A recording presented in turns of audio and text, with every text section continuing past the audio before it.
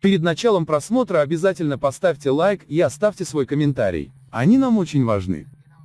В Туркменистане граждан, арестованных за административные правонарушения, используют в качестве бесплатной рабочей силы. Согласно 49-й статье Кодекса Туркменистана об административных правонарушениях, административный арест налагается судом на срок до 15 суток. В это время, по информации корреспондентов Хроники Туркменистана, задержанных могут отправлять на работу в государственные учреждения. Однако, чаще полицейские, ответственные за содержание арестованных, используют их для работ в личных приусадебных хозяйствах или хозяйствах родственников. Например, труд задержанных используют при ремонте или строительстве домов и сараев, а также для чистки помещений для скота и птицы.